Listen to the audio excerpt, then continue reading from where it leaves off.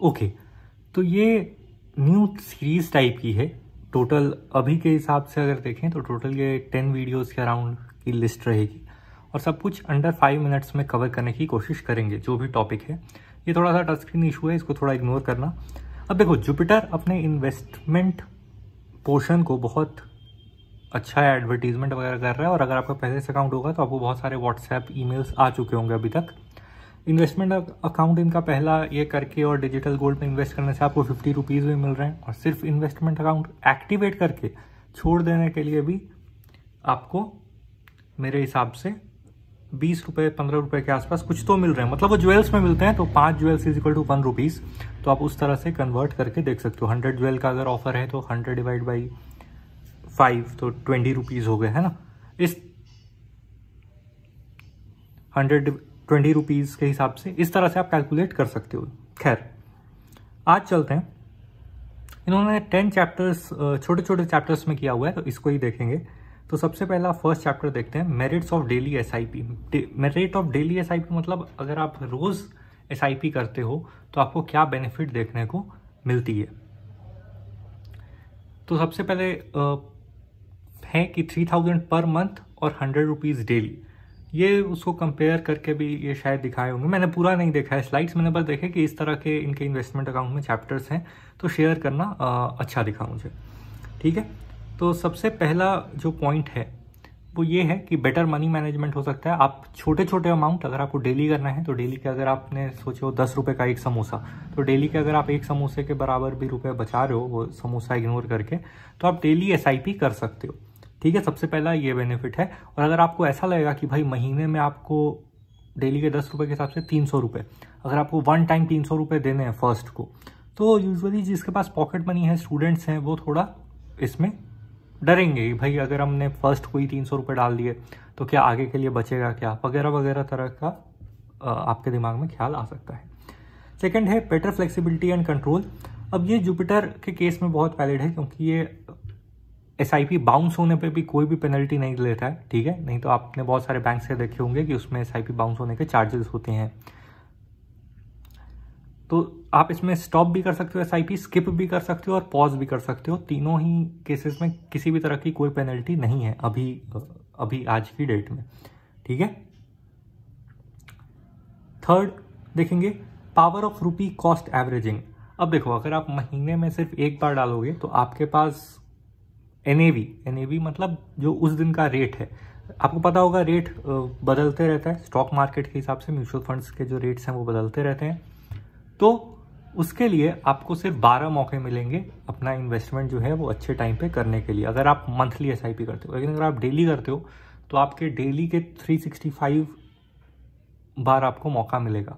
लेकिन देखो, इसमें एक प्रॉब्लम ये है, ये तो अपने हिसाब से बता रहे हैं तो बस पॉजिटिव बता रहे हैं, इसका ये नेगेटिव भी है कि अगर आप पूरे साल डेली एसआईपी करते रहोगे तो मतलब कितना ही चांस है कि आपको एक अच्छे एवरेजिंग की रिजल्ट मिलेगी।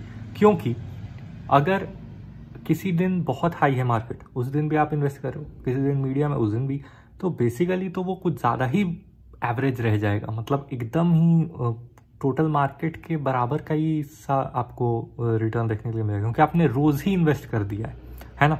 हाँ, बहुत ही रेयर केस में कि आपने 12 जब एसआईपी की है मंथली तो 12 के 12 टाइम हर मंथ मार्केट हाई पे ही था और आपने बस उसी दिन इन्वेस्ट किए, तो उस केस में तो डेली एसआईपी बेटर निकल के आता है। लेकिन अगर सिर्फ इन्होंने सिर्फ पॉजिटिव दिखाया है तो ऐसा नहीं है, उसका एक नेगेटिव साइड भी है।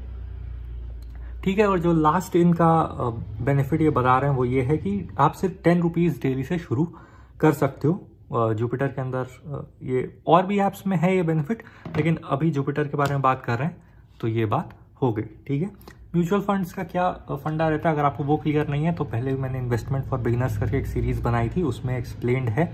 लेकिन शॉर्ट में बोलूँ तो एक इंसान, म्यूचुअल फंड कंपनी जो होती है वो एक इंसान को अपॉइंट करती है या कभी कभी मल्टीपल इंसान भी होते हैं जो कि स्टॉक मार्केट में जिनका अच्छा खासा एक्सपीरियंस होता है, 5 साल का, 10 साल का, 20 साल तक के एक्सपीरियंस वाले लोग भी हैं।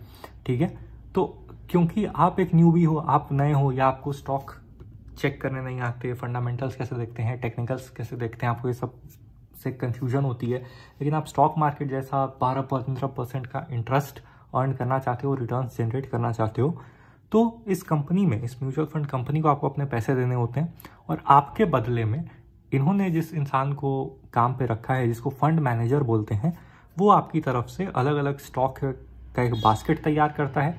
ठीक है, जैसे आप सुबह में कभी कुछ खरीदने जाओ तो आप उसमें दूध, सब्जी, अंडे, फल सब कुछ खरीद के लाते हो, वैसे ही वो मल्टीपल तरह के स्टॉक्स जो हैं वो खरीद के उस बास्केट में रखता हुआ है और आपके पैसे उसमें अच्छे से लगा देता है। ठीक है, वो बास्केट का प्राइस जो है वो उसके टोटल कलेक्टिव जो उसमें आइटम्स हैं उसके हिसाब से ऊपर नीचे होता रहता है। ठीक है, अलग अलग तरह के फंड्स होते हैं। लार्ज कैप मतलब जो उनकी मार्केट कैप बहुत ऊपर है, या अगर आप large cap, mid cap, small cap, micro cap तक भी गया है हुआ है। माइक्रो कैप के बहुत सारे फंड्स अवेलेबल नहीं है मार्केट में, जहाँ तक मैंने लास्ट देखा था तो 2 ही फंड अवेलेबल थे इंडेक्स बेस्ड। और अगर आप प्योर इंडेक्स बेस्ड बात करो तो निफ्टी 50 है, निफ्टी 100 है, निफ्टी 150 है, निफ्टी 500 है, निफ्टी टोटल मार्केट है ना। फिर सेक्टोरल टाइप के फंड्स है, यानी सिर्फ वो कंपनी ऐसे ही फंड्स खरीदेगी जो सिर्फ एक खास सेक्टर में इन्वेस्ट करेंगे।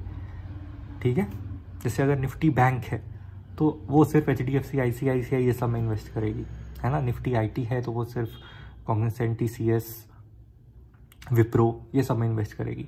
इस तरह के म्यूचुअल फंड चीज़ होती है। लेकिन होपफुली अगर आपने म्यूचुअल फंड की समझ के बेसिस पे इसको देखा है तो आपको बाकी चीज़ें भी समझ में आ गई होंगी। नेक्स्ट अपडेट के साथ फिर मिलेंगे, अभी के लिए इतना ही रखते हैं।